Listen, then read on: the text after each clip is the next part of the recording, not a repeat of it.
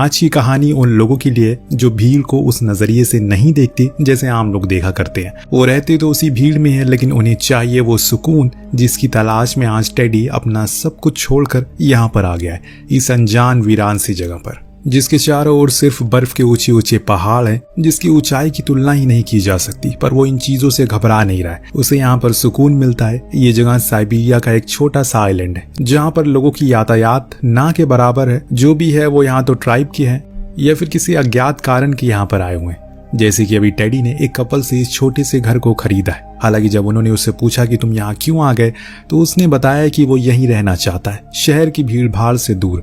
जो सुन उनका कहना था कि हम लोग तो शहर जाने के लिए मर रहे हैं ताकि ज्यादा पैसे कमा सके और तुम उसे छोड़कर यहाँ पर आ गए। उसने कहा कि वो बस शांति चाहता है। हालांकि उन दोनों को लगता है कि ये उसका कुछ दिन का नशा है। जब यहाँ की ठंड और अकेलापन उसे खत्म कर देगा तब वो खुद ब खुद सब कुछ छोड़कर चला जाएगा। तो देखते हैं कि टेडी यहाँ पर खुद की जिंदगी के कितने दिन बिता सकता है। लेकिन इतना जरूर होगा कि हर दिन वो कुछ नया सीखेगा, जो चीजें आपको एक अच्छी और सुकून भरी जिंदगी जीने में मदद करेगी। कपल जाने से पहले उसे एक बंदूक देते हैं। वजह पूछने पर उसने बताया कि यह जगह अकेले रहने लायक सुरक्षित नहीं है, क्योंकि यहाँ पर कुछ भी हो सकता है। हालांकि टेडी वो नहीं लेता, पर उस बूढ़ी औरत की बात को वो टाल नहीं सका और उसने उस बंदूक को रख लिया। उसके जाने के बाद वो खुशी से चिल्ला उठता है, जैसे मानो उसकी कोई लॉटरी लग गई हो। उसके मन में तो यही चल रहा है जैसे पूरी जिंदगी का सुख उसने पल भर में जी लिया हो। ये घर अब उसका खुद का हो चुका है और सामने दिखने वाला पहाड़ भी अब उसे कोई बोलने वाला नहीं है तुम अच्छे लग रहे हो या बुरे, तुम कम कमा रहे हो या फिर ज्यादा, तुम रोजगार हो या फिर बेरोजगार, बस अपनी मर्जी के मालिक हो। वहीं बर्फ में खेलने के बाद जब वो वापस लौट कर आया तो जार जार घर को देखा जो बहुत ही बदहवाली वाले हालतों में पड़ा था। हालांकि एक अकेले इंसान के लिए कोई बड़ी बात नहीं थी, क्योंकि वो इसे कुछ ही समय में ठीक कर सकता। इसीलिए टेडी ने भी वही किया। उसे रहने के लिए पहले तो उसने सही से बनाया और फिर थक कर सो गया। जब आधी रात को उसकी आंख खुली तो उसने पाया कि वो आधा जम चुका है। इस जगह का तापमान -40 के पार पहुंच चुका है, जो चीज उसे पूरी तरह से जमा रही है। उसे ख्याल आया कि मैंने लकड़ियां तो जलाई नहीं, इसमें उसकी कोई गलती नहीं है। कोई इंसान अगर ऑटोमेटिक से मैनुअल पर जाता है तो उसे परेशानी तो होती है। तो टेडी के साथ भी वही हुआ। लेकिन जब लकड़ियां उसने जला ली तो पूरे कमरे का तापमान सामान्य हो गया और वो आराम से सोया। लेकिन सिर्फ यही परेशानी नहीं है, यहाँ पर उसे खुद के जीवन को लंबे समय तक जीवित रखने के लिए अच्छा खाना और साफ पानी की भी जरूरत पड़ेगी। लेकिन सिर्फ यही परेशानी नहीं है, यहाँ पर उसे खुद के जीवन को आगे लंबे समय तक जीवित रखने के लिए अच्छा खाना और साफ पानी की भी जरूरत पड़ेगी और इसके लिए उसे मुशक्कत करनी पड़ेगी। अगले दिन वो फिर दोबारा गया, वहीं बैठा रहा। उसी शांति में ये चीज उसे काफी पसंद आ रही है। लेकिन अब उसे भूख लग रही है, इसीलिए वो अपने खाने के बॉक्स के पास गया, पर वो बुरी तरह से जम चुका है और इसीलिए उसे खोलना मुश्किल है। अभी पहले उसे अंदर ला कर रखना होगा आग के पास, तभी वो खुलेगा। इसीलिए अभी के लिए उसने सिर्फ 2 टोमेटो सूप को पीकर खुद का गुजारा किया और पानी के लिए बाहर से बर्फ लाकर पिघला दिया ताकि अगले दिन पीने को कुछ हो सके। सुबह हुई तो उसका बॉक्स खुल चुका था, जो चीज उसे बहुत अच्छी लगती है। अब वो एक एक करके साथ लाए सामानों को एक एक करके सेट करने लगता है, जिसमें कुछ किताबें थी जो उसके दिल के बहुत करीब है। उन किताबों का हर एक पन्ना जो उसे कुछ न कुछ सिखाता है। अब जाकर ये घर एक घर की तरह लग रहा है। उसने तो पूरा हुलिया ही बदल दिया इसका। अगली सुबह वो जब सोकर नहीं उठता, जबकि उसकी नींद पूरी नहीं हुई थी। जब से वो यहाँ आया है सही से सो नहीं पाया। उठने के बाद उसने अपना कुछ खाना बनाया और बड़ी ही सुकून से खाया। फिर वो गश्त पर निकल गया अपने घर के पीछे देखने के लिए कि वहाँ क्या है। पर दूर दूर तक सिर्फ सफेद चादर थी और कुछ नहीं, जो देख उसे एहसास हो गया कि सिर्फ वही है जो यहाँ पर है, यानी कि वो खुद की मर्जी का मालिक है। और उस रात उसने अपनी सबसे पसंदीदा किताब को पढ़ा। तभी उसे बाहर से कुछ आवाजें आने लगी। जाकर चेक किया तो ये उस जमे हुए लेक से टूटने की आवाज थी, जो सुन उसका दिल तो भर आया, क्योंकि ये आवाजें उसे सुकून दे रही है। प्रकृति की इस अनमोल चीजों को देखकर सुनकर उसे एहसास हो रहा है ये सच में अद्भुत है। इंसान कभी इसकी तुलना खुद की बनाई चीजों से कर ही नहीं सकता। एक दिन जब वो खाने के बाद बाहर निकला तो उसी लेक में मौजूद एक हॉट स्प्रिंग को ढूंढ लिया। फिर उसमें एक खोल कर दिया ताकि खुद को इस गर्म पानी में डालकर उस गर्मी का एहसास ले सके। लेकिन ये पल उसके लिए अगले ही लम्हे में खतरनाक बन जाता है, क्योंकि वहां आ गया था एक भालू, जिसे देखकर टेडी की धड़कन तेज हो जाती है। परंतु उसने उसे देखा नहीं, इसीलिए वो बिना कुछ करे चला गया। लेकिन गया भी कहाँ, उसी घर में। पर इस बीच टेडी को मौका मिल गया छुपने का।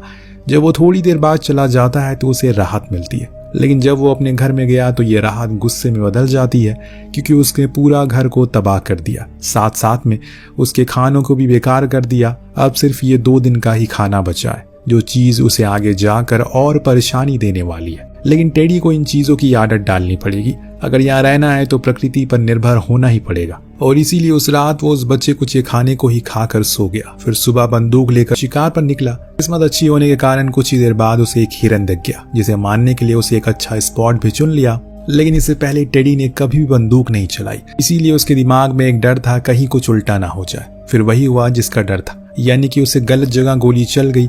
इससे उसका खाना उससे दूर हो गया। हालांकि उसने उसके पीछे भागने की कोशिश की, लेकिन अंत में उसका पैर एक ट्रैप में जाकर फंस गया, जो किसी इंसान द्वारा लगाया हुआ था। लेकिन इस घने जंगल में कौन ही आएगा ये सब करने के लिए? यही दिमाग में उसके चल रहा होता है। तभी उसे उस गाँव का ख्याल आया जो यहाँ से मीलों दूर है, और इसीलिए अब उसने स्किंग शूज को निकाले और कुछ सामानों को लेकर उस ओर बढ़ गया। लेकिन ये सफर देखने में जितना आसान है, करने में उतना ही मुश्किल है, क्योंकि इसका रास्ता उस जमी हुई लेक के ऊपर से गुजर रहा है, जो हल्की सी भी टूटी तो सब कुछ तबाह हो जाएगा। पर फिर भी वो उस गाँव तक पहुंचा, वहां जाकर अपनी जरूरतों का सामान खरीदा। इस दौरान उसे वहां के लोगों को उस ट्रैप के बारे में पूछा, आखिर वो किसका काम हो सकता है। तो उस दुकानदार ने बताया कि आज से कई साल पहले एक खूनी भाग गया था शहर से। तब लोगों का मानना था कि वो वहीं पर छुपा हुआ है, हो सकता है कि अभी भी वो वहीं पर हो। जब सामान लेकर टेडी बाहर आया तो मौसम बहुत ही ज्यादा बिगड़ चुका है। उसे समझाया गया कि आज की रात वो यहीं पर गुजार दे, तो उसने वही किया। फिर सुबह मौसम ठीक हो जाने के बाद लौट गया। लेकिन ये तूफान अभी भी उसका पीछा नहीं छोड़ने वाला है, क्योंकि जब वो घर में था तभी बाहर तेज तूफान आ गया, जिसके कारण तापमान में तेजी गिरावट आती है। और अब यहाँ पर उसकी लकड़ियां भी खत्म हो चुकी है। उसे मजबूरन बाहर जाना ही पड़ा उसे लेने के लिए, पर आगे जाकर यही उसकी सबसे बड़ी गलती बनने वाली है। ऐसा मैं क्यों कह रहा हूँ ये आपको कुछ ही देर में पता चल जाएगा। तो अब सिर्फ मुंह खोलकर बाहर गया और लकड़ियों को निकालने लगा। जब लौटने लगा तो उसकी आंखों के सामने एक धुंध आ गई। ये धुंध इतनी घनी थी कि उसे अपने सामने खुद का घर ही नहीं दिखाई दे रहा है, और इसी चक्कर में वो रास्ता भटक जाता है। हालांकि उसने बहुत कोशिश की किसी भी तरह करके उस लकड़ी के घर तक पहुंच जा सके, लेकिन ये मुमकिन नहीं हुआ, क्योंकि अब वो भटक चुका है और हिम्मत भी खत्म हो गई है। इसीलिए वो थक कर वहीं गिर पड़ा। कुछ देर बाद हमने वहां एक परछाई को देखा जो उसे घसीट कर घर के अंदर ले आई। और फिर जब टेडी की आंख खुली तो उसने खुद को घर में पाया। आसपास वो सारे इंतजाम थे जो होने चाहिए थे, पर वो शख्स नहीं था जिसने ये सब किया। इसीलिए अब उसे मिलना था, पर वो उसे ढूंढेगा कहाँ? हर तरफ उसे सिर्फ सफेद बर्फ ही दिखाई दे रही है। लेकिन उसके मन में था कि वो इंसान से मिले और उसका शुक्रिया करे, लेकिन ये मुमकिन नहीं हो सका। एक रोज वो अपनी खराब निशानेबाजी को अच्छा करने की कोशिश में लगा था। तभी एक गोली चली जो सीधा टारगेट पर लगी। टेडी पीछे मुड़ा तो उसे एक आदमी दिखा, जिसने कहा कि वो बेवजह की गोली बर्बाद कर रहा है, क्योंकि ऐसे वो कभी निशानेबाजी नहीं सीख पाएगा। पर मैं सिखा सकता हूँ, लेकिन बदले में मुझे कुछ गोलियां देनी पड़ेगी। टेडी मान गया। अब जब ये प्रैक्टिस खत्म हुई तो टेडी का मन कहा कि वो उसे पूछे क्या वो वही है जिसके बारे में उसने सुना है। पर इससे पहले कि वो कुछ पूछता, उसने खुद ही कह दिया कि उसे ढूंढने की कोशिश ना करे, ना ही किसी से उसका जिक्र करे। अब वो रात तो टेडी बिना सोए गुजार देता है, क्योंकि उसके दिमाग में बस यही चल रहा था किसी भी तरह करके वो उसे मिल ले और पूछे कि आखिर वो इस बर्फीली जगह पर इतने सालों से कैसे जिंदा रह रहा है, और क्या वो बात सच है जो उसने सुनी है। इसी उम्मीद में उस साइबेरियन मैप को भी देखा और पता लगाया कि किस किस जगह पर कम बर्फ होती है। हो सकता है कि वो वहीं हो। अगले दिन वो फिर से निकला खा पी कर उसी शख्स को ढूंढने के लिए। कुछ दूरी पर जाने पर उसे पीछे से आवाज आई। ये वही था जो उससे कहता है कि आखिर वो उसे क्यों ढूंढ रहा है। टेडी बोला वो उसे कुछ नहीं कहेगा, बल्कि वो उसे शुक्रिया कहने के लिए ढूंढ रहा है, क्योंकि उसने उसकी जान बचाई। वो जानना चाहता है कि वो कौन है। उसे शब्दों में ईमानदारी देकर उस आदमी को समझ आया कि ये आदमी अच्छा और भरोसेमंद है। इसीलिए उसने अपना नाम जैक बताया। पूछा कि क्या वो शिकार पर चलेगा। टेडी ने हामी भरी और उसे एक दोस्त मिल चुका था, इसीलिए दोनों ही अब शिकार पर साथ में निकल चुके हैं। कुछ दूर जाने पर जैक को एक हिरन दिखा। वो बड़े ही आत्मविश्वास के साथ उस पर निशाना साधता है और एक ही गोली में उसे मार गिराता है, जो देख टेडी भी हैरान था कि यार क्या बंदा है ये। दोनों मिलकर उसे लेकर आते हैं और उसका मीट बड़े ही चाव से खाते हैं। आज काफी समय बाद वाइन पीकर जैक थोड़ा असहज हो जाता है। उसे पूछता है कि आखिर वो यहाँ इलाके में क्यों रह रहा है। तो उसने जवाब में कहा वो उस काली और शोर शराबे वाली दुनिया से दूर एक शांति और साफ दुनिया में रहना पसंद करता है, इसीलिए मैंने ये जगह चुनी। लेकिन जैक इस जगह से वाकिफ है, इसीलिए उसने समझाया कि यहाँ से चले जाओ, ये जगह इंसानों के लिए नहीं है। कुछ देर और रुकने के बाद वो अपना हिस्सा लेकर चला गया। फिर टेडी ने उसे कभी नहीं देखा, लेकिन उसके मन में अभी भी कई अनसुलझे सवाल हैं जो कि उसे सता रहे हैं, पर अब वो कुछ नहीं हो सकता। अब इसी तरह से दिन बीतने लगते हैं जैसे पहले हुआ करते थे। रोज सुबह उठना, खाना खाना, फिर अकेले कुछ देर बाहर बैठना। पर एक दिन कुछ अलग हुआ। आसमान में उसे एक हेलीकॉप्टर दिखा जो उस पहाड़ों की ओर जा रहा था। उसे लगा कि शायद वो जैक को पकड़ने के लिए आए हैं, इसीलिए वो अपना सारा सामान वगैरह छोड़कर उसी जंगल की ओर भागना शुरू करता है। तेज तेज चिल्लाने लगा ताकि वो उसे मिल जाए और उसकी ये कोशिश रंग लाई। आज वो महीनों बाद उससे फिर से दोबारा मिल पाया। जैक ने बताया कि वो बस कुछ अमीर लोग थे जो भालुओं का शिकार करने आए थे। एक घायल भालू भी उसे भाग गया। अगर वो हमारे हाथ आ जाए तो अच्छे खाने का इंतजाम हो सकता है। टेडी को उसके साथ रहने का बस बहाना चाहिए था, इसीलिए वो एक्साइटेड हो गया। लेकिन ये एक्साइटमेंट पल भर में ही मौत का कारण बनने लगी, क्योंकि वापस आते समय अचानक इनके सामने एक भारी तूफान आ जाता है जिसमें ये अपना रास्ता भूल चुके थे। यहाँ तक कि टेडी तो जैक को देख नहीं पा रहा था, पर जैक को ऐसे हालातों का सही अंदाजा है। वो उसे ढूंढ लेता और फिर दोनों एक गुफा में छुप जाते हैं। लेकिन टेडी की हालत बेहद ही खराब थी। बुरी तरह से वो कांप रहा है, पर उसने उसे चेतावनी दी कि सोना मत, वरना तुम मर जाओगे।